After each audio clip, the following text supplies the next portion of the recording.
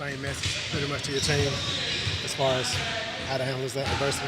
Yeah, for sure. My message is the same. Our message is the same. As we're always disappointed that it happens. When it happens to any of our players, we're disappointed for them. We know that the work that they're putting in to make themselves available to be on the floor.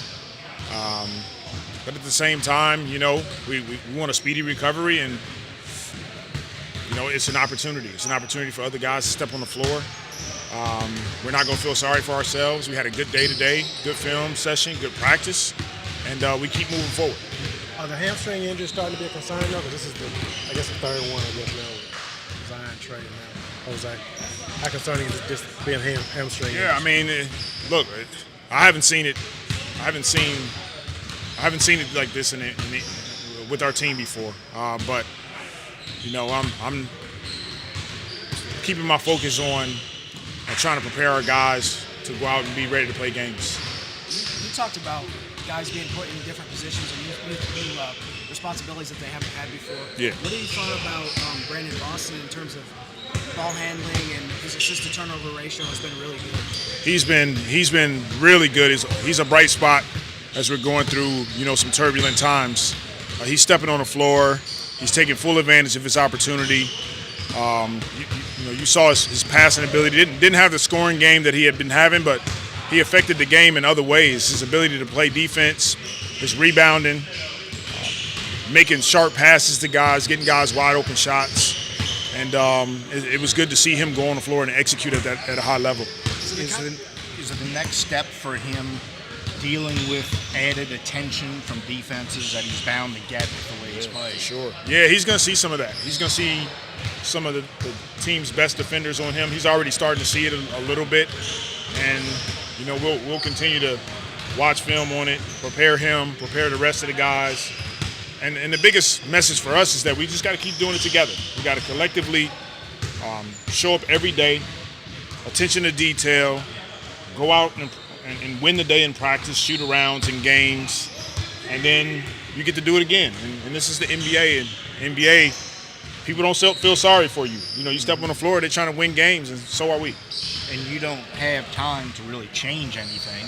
You just got to plug guys in and move on, right? That's it. Keep letting the group know that we're gonna show up every day and be steady. We're gonna show up and work on our details, work on our execution. Even let's go back to last game. I mean, we 31 assists, only 11 turnovers. A minute left in the game, we're up 4 points. I'm encouraging our team, keep putting yourselves in those positions, because if we keep doing that, those are more opportunities for us to try to win those games. Well, is there some silver lining in getting a chance to see these guys play in some meaningful minutes, though, instead of in garbage time? For sure. Absolutely. For sure. It's silver lining in it is the ability, like Jeremiah wouldn't probably have an opportunity to be on the floor as much. B.J. Boston, we wouldn't have picked him up. We're getting a chance to see Eves play night in and night out, 20-plus minutes a game, and his production has been really good. B.I., his leadership, his ability to carry our team right now, and there's some positives in it, along the way that we're going through some difficulties. I heard you talk a little bit about Eves last night there as well, and obviously when you see game minutes, it's different than practice. Gutting things out, coming back after getting nicked up a bit. When you have a rough night, you challenge him after Orlando and showing up. That player either has that or doesn't, and you can't really see that until you see them in the game, can you? Yeah, I mean, you may have an idea of what they can do, but once you see them get on the floor and the bright lights are on, you really see what they're about. And we're all super proud of Eves, the game he had against Orlando, and then the bounce back game that he had last night. We came up short, but we'll try to continue to look at some of the positives that we're doing and go from there. When you see something like that, does it give you more confidence to maybe put some more on his plate? Yeah, for sure. I mean, he can handle it. He can handle, playing 20-plus minutes. I think, and I'll say it here, I told him, I think he has an opportunity, he has a chance to be a starting center in the NBA. And if he comes to work every day and competes, sky's the limit. And he's just scratching the surface of how good he can be. When we know how much Jose likes to play, how tough is this for him? It's tough. It's tough, no doubt about it. We all feel for what Jose is going through right now. We're going to miss him on the floor. His spirit. He's another one of our emotional leaders. The good thing about all that we're going through is none of it is career-ending and none of it is season-ending. So we will get guys back at some point. We just got to continue to try to weather the storm while we're going through it. You saw what OKC did last year. You played them in the postseason. What's the biggest difference last year this year with their start already? The confidence that they had from last season is carried over to this year. They had a really good run in the playoffs. They're a young group. They're playing confident. They're good defensively. They play together. They play hard. They're a really good team. Yeah, we talked about your injuries, but they're also dealing with a big one with Chet being out. But what are just kind of your thoughts about the entire league and just so many superstars are down there? I don't know what y'all think. I mean, I'm watching it. It seems like there's a lot of teams going through, maybe not as many as us, but definitely they got one or two guys out, primetime guys out. I don't know what's going on. I don't know what the reason is for, but we're all watching. And I know everybody would try to do everything they can to, try to make this better. Before the draft, a lot of people that watch college basketball all the time, when they talked about Eve, they were like, it might take him a while offensively. But for him to have a 17-point game like he did last night, are you seeing like him already making progress in that part of the game, even from like summer league till now? For sure. He's made tremendous strides from draft, summer league, to training camp, to playing in games. And, he's a rookie. So we have to temper our expectations in the sense that he will have some moments where it's a little up and down. But the competitive spirit that he has, that's something that he can show up every day and bring to the team. Brandon, what do you make of the last 3.5 minutes of the game, and what was hard for you guys in getting to the basket? We were trying to find some offense, some execution. We got new guys on the floor. Just got to figure it out down the stretch. It's not the first game like that. But we stayed in it tonight, and we lost by 1 or 2 points, whatever it was. But just execution at the end of the game, we got to figure out what matchups we want to attack and where we want the ball at. Were they playing you defensively differently in the second half? A little bit, but that's no excuse for 2 points in the second half. They threw some traps at me, threw some different defenses at me. I was able to find my teammates, but also got to find some time to be aggressive also. Did you think they were good looks that you generated in the last few minutes? What are your thoughts on the quality of shots? Well, I got to go back and look at it. I think I'm sure that 3 possessions we shot the ball with 3 seconds left. We just threw the ball up. We could be better executing down the stretch. What's your philosophy on balancing running a mismatch offense at the end of games versus just running through your normal offense or normal sets? I guess just how the game is going. I would love to attack the mismatch in the fourth quarter and try to make it easier for us driving down the lane or getting into a spot and driving and kicking, whatever it is, but just whatever the game calls for. The team right now is 30th in rim and 3 rate. Has that been discussed as a group? Every single day. Every single day. It's not necessarily our personnel right now. We don't have a lot of three-point shooting on the floor. We have guys trying to take three-pointers that are drivers or finishers around the rim, but we're trying to find threes. We're trying to find it in the offense. How good was it to have Trey Murphy back on the floor tonight?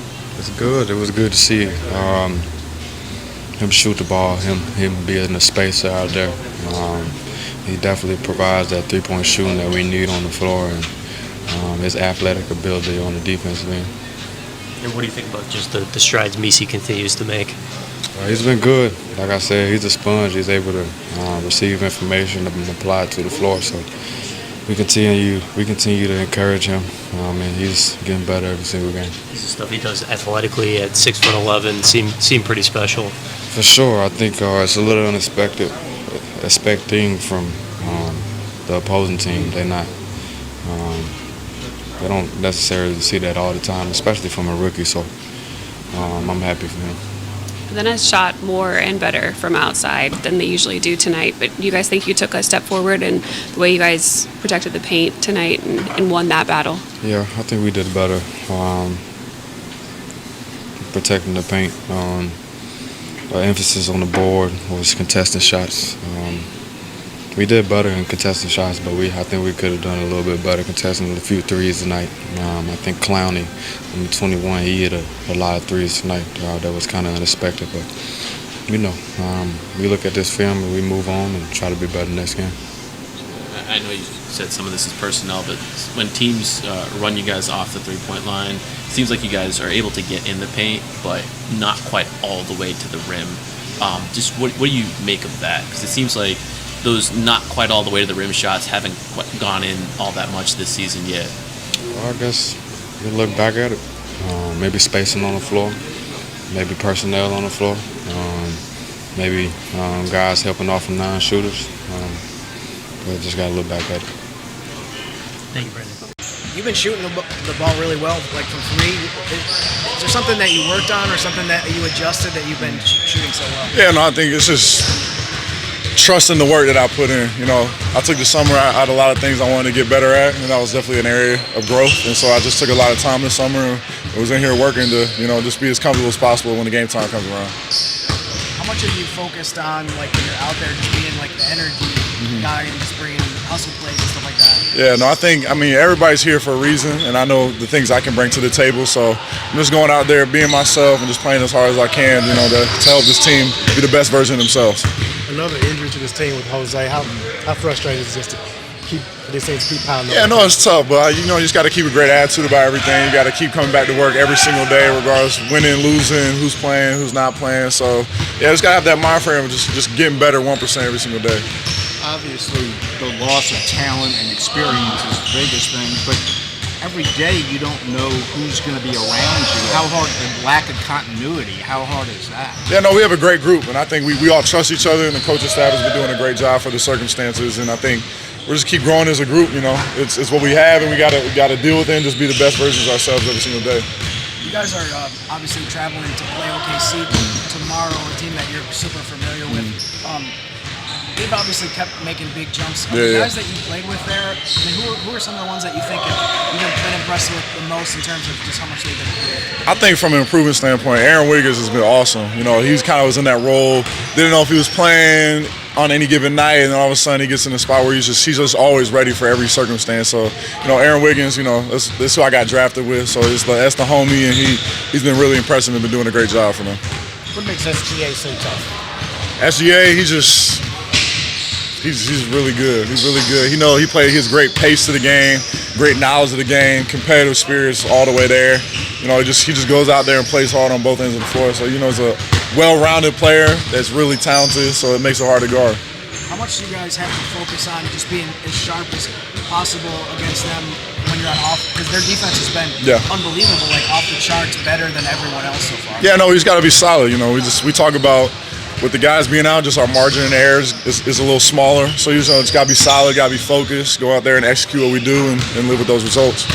What's kind of been Willie's message through all this adversity? What's the kind of? Yeah, no, just sticking with it and just coming back here every day, regardless of the results of the night before or people coming out or people not playing. Just being able to stick with it and just keep being the best version of yourself and for yourself for this team. So just going out there playing hard, just sticking together, regardless of what's going on.